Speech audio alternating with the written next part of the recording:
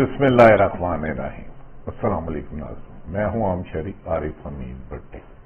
ناظرین، برسات سے زیادہ پاکستان کی سیاسی اور معاشی صورتحال تبدیل ہو رہی ہے۔ ایسا لگتا ہے کہ عمران خان کو ٹیکنیکل ناک آؤٹ کرنے کی حکومت کے منڈت سارے طریقے ناکام ہو چکے ہیں۔ جب سے امپورٹڈ حکومت پاکستان پر مسلط کی گئی امریکن رجیم چینج کے تحت، اس وقت تک عمران خان کی مقبولیت کے بڑھنے کی وجہ سے ہر روز عمران خان کو سیاست سے ہٹانے کے لیے نت نئے طریقے استعمال کیے جاتے ہیں، جو ہر طریقہ ناکام ہو رہا ہے۔ اب پاکستان ناظرین یہ ریجن تقریباً ایک صدی تک انگریزوں کا غلام رہی۔ 1947 میں پاکستان کو آزادی ملی انگریزوں سے، لیکن اب پھر ایک اہم ترین لندن پلان 2 شروع ہو چکا ہے۔ نواز شریف پہلے سے ہی یہ برطانیہ میں موجود ہیں، دیگر اہم ترین شخصیات برطانیہ پہنچ رہی ہیں، ملاقاتوں کا سلسلہ شروع ہو چکا ہوا ہے۔ توہین عدالت کیس سے باعزت طور پر خارج ہونے کے بعد اب برطانیہ میں سر جوڑا جائے گا کہ عمران خان کو سیاست سے باہر رکھنے کے لیے کون کون سے حربے استعمال کیے جائے۔ اس میں سرکاری وسائل کا بھرپور استعمال کیا جائے گا، جبکہ دوسری طرف بعض ذمہ دار ذرائع کہہ رہے ہیں عمران خان صاحب کی، پاکستان تحریک انصاف کے چیئرمین عمران خان اور ملک کی اہم ترین شخصیت کی صدر کی موجودگی میں ملاقات ہوئی، اور یہ ملاقات بڑی اچھی رہی۔ ایسا لگ رہا تھا جیسے دو بھائی ملے ہیں۔ کچھ لوگ یہ کہہ رہے ہیں کہ عمران خان کے اب بھی بیک ڈور رابطے ہیں، جبکہ تحریک انصاف کے ایک سینئر رہنما جو عمران خان کے ساتھ بہت زیادہ سنسیئر ہے، جو رجیم چینج کے لیے بڑی ایفرٹ کر رہے ہیں، ان کا کہنا ہے کہ عمران خان کو انگیج کر کے موجودہ حکومت جو 13 جماعتوں پر مشتمل ہے، مسلم لیگ نون، پیپلز پارٹی، مولانا فضل الرحمان کو مضبوط کیا جا رہا ہے۔ ایک طرف عمران خان کو انگیج کیا جا رہا ہے، دوسری طرف لندن پلان میں پنجاب میں تبدیلی پر پی ٹی آئی کے رہنماؤں سمیت کاف لیگ پر اچھی خاصا دباؤ اور انویسٹمنٹ بھی جاری ہے۔ اگر یہ لندن پلان 2 کامیاب ہو جاتا ہے، پہلے لندن پلان میں ایک کامیابی ہوئی کہ عمران خان کی حکومت کو امریکہ سے آنے والے لیٹر رجیم چینج ڈونلڈ کا ایک انڈر سیکرٹری کا، جس کا عمران خان درجنوں بار اظہار کر چکے ہیں، عدم اعتماد کے ذریعے ان کی حکومت ختم کی گئی، کروائی گئی۔ اس کے بعد شہباز شریف کو، جس میں اس دن اربوں روپے کی منی لانڈرنگ پر فرد جرم عائد ہونا تھا، ان کو وزیر اعظم بنایا گیا۔ عمران خان کی اتحادی جماعتیں ایم کیو ایم اور باپ کو عمران خان سے الگ کر کے پی ڈی ایم کو دیا گیا، لیکن ان کی ناکام معاشی پالیسیوں کی وجہ سے پاکستان ڈیفالٹ ہونے کے قریب آ گیا۔ لیکن اس دوران بھی این آر او کا سلسلہ نہ رکا۔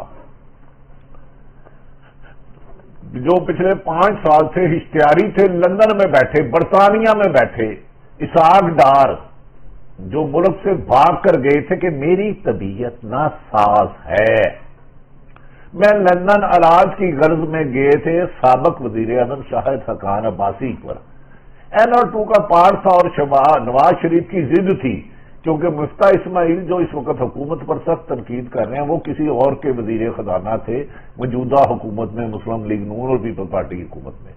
اس نواز شریف نے ضد کی کہ لندن پلان میں یہ بھی طے ہوا تھا اسحاق ڈار کو وزیر خزانہ بنایا جائے گا اور وہ سیکنڈ پی ایم ہوں گے۔ اسحاق ڈار کے لیے راستہ ہموار کرنے کے لیے موجودہ حکمران لندن اور پاکستان میں کئی رابطے ہوئے، اور بالآخر اسحاق ڈار جو 5 سال اختیاری رہے، عدالتوں کو مطلوب رہے، انہیں موجودہ وزیر اعظم شہباز شریف کے جہاز من پاکستان لایا گیا، ان کا پاسپورٹ بنوایا گیا، اور بغیر مقدمہ ختم ہوئی انہوں نے اوتھ لیا وزیر خزانہ کا۔ اب اسی این آر او 1 کی ایک اور شک تھی کہ مریم نواز اور نواز شریف کے کیس ختم کیے جانے ہیں۔ کیا خوبصورت پاکستان ہے کہ ان پر 20 करोड़ से जायद कई गुना ज्यादा अखराजात आए थे हेवन फील्ड और मेफेयर फ्लैट पर, बल्कि कुछ लोग तो कहते हैं 1 अरब भी क्रॉस कर गया था, जिस पर 5 JIT बनाई गई। DG FIA वाजद ज़िया की सरबराही में, जिसमें ISI, MI और दीगर अफसरान मौजूद थे, उन्होंने उन्हें गुनाहगार करार दिया। उस पर उन्हें सजा सुनाई गई। NR2 के मुताबिक मरियम नवाज और कैप्टन सफदर को नए प्रोसिक्यूटर की मिली भुगत से जाके उन्होंने अदालत में सरेंडर कर दिया। हमारे पास कोई सबूत ही नहीं है।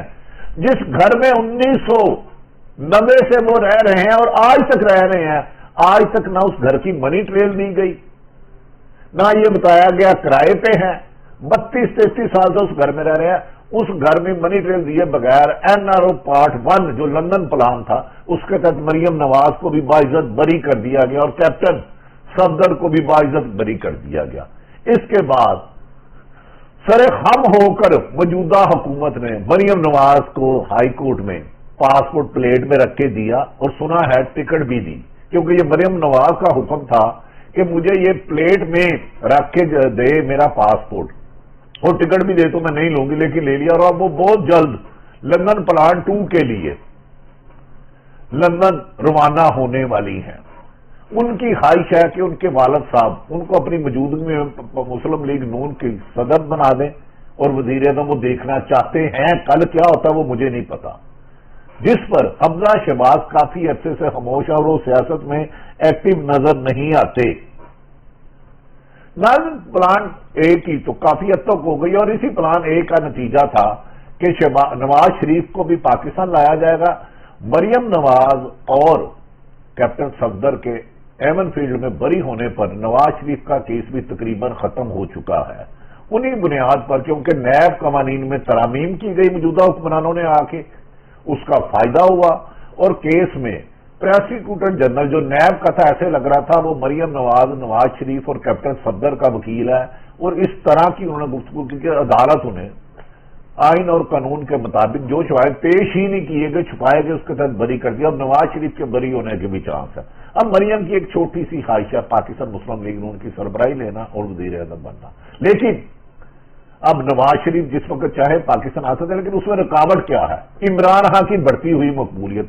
इन हालात में मौजूदा हुकूमत 13 जमातें मिलकर हुकूमती इत्तेहाद हो, यहां ताकतवर हल्के इलेक्शन कमीशन जितना मर्जी इनके लिए बैठ के मोहरे लगाता रहे, लेकिन इमरान खान की शिकस्त नामुमकिन है और उनकी कामयाबी यकीनी हो चुकी है। जो अवाम के दर्जनों सर्वे कराए गए हैं कि इमरान खान को 2/3 मेजोरिटी से कोई दुनिया की ताकत नहीं रोक सकती। अब लंदन प्लान 2 के लिए नवाज शरीफ उधर मौजूद है, कुछ लोग पाकिस्तान से चले गए हैं, कुछ पहुंचने वाले हैं, और इमरान खान को सियासत से टेक्निकल नॉकआउट करने के लिए फाइनल तरीका किया जाएगा और पंजाब में तब्दीली के लिए भी अहम राब्ते हो चुके हैं। इस सिलसिले में PTI के 3 लोगों को कहना है उन्हें 20-25 करोड़ रुपया मुबैना तौर पर ऑफर हुई और कुछ को धमकियां भी दी जा रही हैं। ये जो कुछ होना है अक्टूबर में ही होना है। नाज़रीन, हैरत वाली बात है कि 5 साल लंदन इख्तियारी रहने वाले और अपनी हुकूमत में NRO के तहत आने वाले ये वही सागदार है जिन्होंने नवाज शरीफ के खिलाफ मनी लॉन्ड्रिंग की 164 का बयान, हल्फिया बयान दिया था, जिसकी कॉपी भी पूरे पाकिस्तान में है। सागदार कहते हैं कि लॉन्ग मार्च कामयाब नहीं होगा क्योंकि मेरा NRO कामयाब हो गया। बादी नजर में उनका यह मतलब है कि वो तो NRO के तहत आया, उन्होंने गिरफ्तार होना तो पाकिस्तान तो ना आते है। नाज़रीन, अब फिर इमरान खान के साथ सदर की मौजूदगी में मुल्क की अहम तरीन शख्सियत की मुलाकात और बैकडोर भी 2 मुलाकातें हो चुकी हैं। अब इमरान खान को एंगेज किया जा रहा है कि मौजूदा 13 रुकनी हुकूमत कामयाब नहीं हो पा रही, नाकामियों की एक तवील दास्तान बढ़ती जा रही है, अवाम में गमो गुस्सा नफरत की हद तक फैल चुका है। इधर इमरान खान की गिरफ्तारी की खबर आती है, उधर पूरे पाकिस्तान की इमाम सड़कों पर उंडल आती है और हर शहर में हजारों लोग इकट्ठे हो जाते हैं और इमरान खान को अब गिरफ्तार करना एक डरोना ख्वाब बन चुका है। इसीलिए मरियम नवाज ने मीटिंग में कहा था कि मुझे अपनी हुकूमत से शिकवा है, गिला है कि इमरान खान को پکڑتے نہیں، اس پر تھوڑی دیر بعد ان کے وارنٹ گرفتاری جاری کیے گئے اور نہ پولیس کے ناکام چھاپے کے لیے بنی گالا بھیجا گیا، جہاں پی ٹی آئی کے شیر جوانوں نے انہیں پیچھے دھکیل دیا۔ اب حکومت پریشان ہے، ایک تو طاقتور حلقے عمران خان کو انگیج کر رہے ہیں، 3 ملاقاتوں ہو چکی ہیں کہ ہم اکتوبر میں الیکشن کی ڈیٹ اناؤنس کر دیں گے۔ حکومت پریشان ہے، خان کیا کر سکتا ہے، کب کر سکتا ہے، کیا کر سکتا ہے اور اس کے بیک ڈور کس کس سے رابطے ہیں، جبکہ عمران خان نے واشگاف لفظوں میں کہا ہے کہ وہ اب بیک ڈور رابطوں پر یقین نہیں رکھتے۔ ماضی میں بھی انہیں یقین دلایا گیا تھا کہ ان کی حکومت کو گرانے کے لیے سرکاری وسائل نہیں استعمال کیے جائیں گے، لیکن کیا گیا وہ عوام کی طاقت سے ہی سڑکوں پر آئیں گے، حکومت کا خاتمہ کریں گے۔ ناظرین، انگریزوں نے پاکستان میں ایک طویل حکمرانی کی برے صغیر پر، تاج برطانیہ ایسٹ انڈیا بنایا گیا اور اس کے بعد پاکستان پہ آج بھی برطانیہ کا ہی اثر چلتا ہے۔ لندن پلان اور اب لندن 2 میں نواز شریف وہاں ہیں، مریم صاحبہ جا رہی ہیں اور 3-4 شخصیت اور وہاں پہنچ چکی ہیں۔ کیا ہم نے جو آزادی حاصل کی تھی 1947 میں دوبارہ انگریزوں کی غلامی کے لیے کی تھی؟ اب پھر ہمیں غلام رکھا جائے گا؟ پاکستان کی سیاست کا مستقبل امریکہ اور لندن میں ہونا ہے تو 22 کروڑ عوام اسلامی جمہوریہ پاکستان کا نام کیوں لیتی ہے؟ پھر ہی وہ برطانیہ کی کالونی بننے کیوں جا رہی ہے؟